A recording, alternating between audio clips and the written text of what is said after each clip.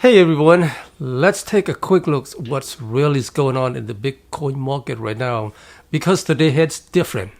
This wasn't just another dip. This was one of those days where the headlines actually matter, the flows matter, and the reactions matter. Bitcoin slipped under $90,000 per coin. The first time we're seeing that level since April. And the trigger wasn't retail panic. It wasn't memes trading. It wasn't hype fading out. It was big money moving. The biggest headlines today, BlackRock spot Bitcoin ETF, IBIT, just saw a $523 million outflow in a single day. That's the largest withdrawal that ETFs have ever seen. $500 million exiting at once. That's not noise, and it wasn't a one-time event.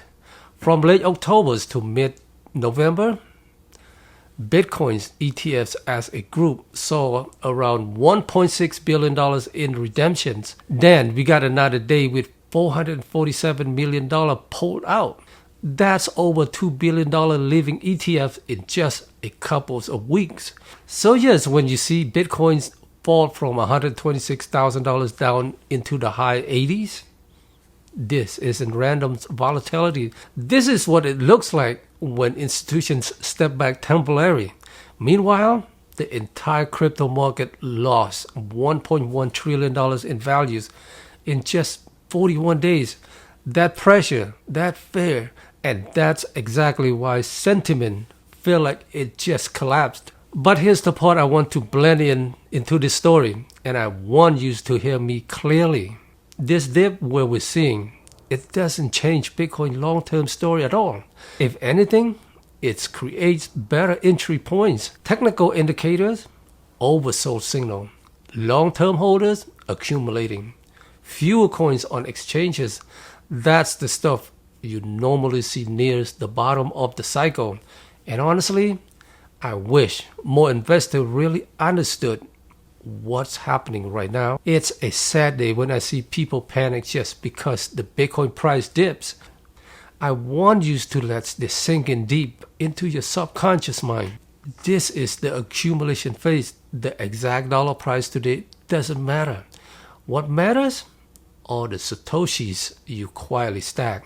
I hope most of you can grasp this because it's one of the most important concepts in Bitcoin. And look, if you feel sad or disappointed when Bitcoin drops, that usually means you're thinking about cashing out today or next week. That's not a good long-term plan, especially if your stack is still small or you're holding less than a few whole coins. Just to make it absolutely clear, now I'm not saying you need to reach one whole Bitcoin or two.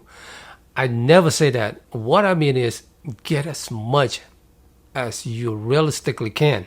Stack it at a pace you can handle. And on days like this, people in my position, YouTuber, educator, anyone trying to bring clarity, we got attacked a lot.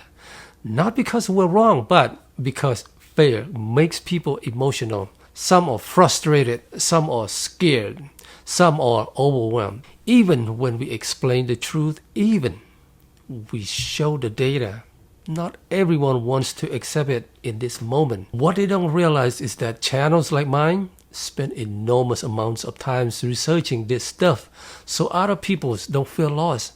I knew days like this would come. I'm fully prepared for the criticism. It comes with the mission. Now, let's get back to what this move actually means. Under the surface, leverage has been flushed out. Nothing exploding. Open interest is down almost 20% in Bitcoin's terms and more than 30% in dollar terms. That's fewer leverage time bombs, fewer blow-ups risk, and healthier markets going forward. This isn't the end of anything. This is the middle of the transition. A handoff from old holders to bigger, more patient ones. A reset of expectations after a years of going sideways. This isn't the meltdown of 2022. This isn't some Bill Winters return. This is the markets recalibrating. And for people like us, people stacking, learning, thinking long term, this is really about the future. 5 years from now, 10 years from now, 20 years from now, it's about building something solid for your family, for the next generation, and not stressing over every price wiggle. So yeah, Bitcoins may look messy right now, but underneath the surface, it's healthier than ever. And I honestly believe that a few years from now, we'll look back and say, that was one of the best times to accumulate. I'm not trying to time the market. I'm just stacking slowly and staying focused on the long run.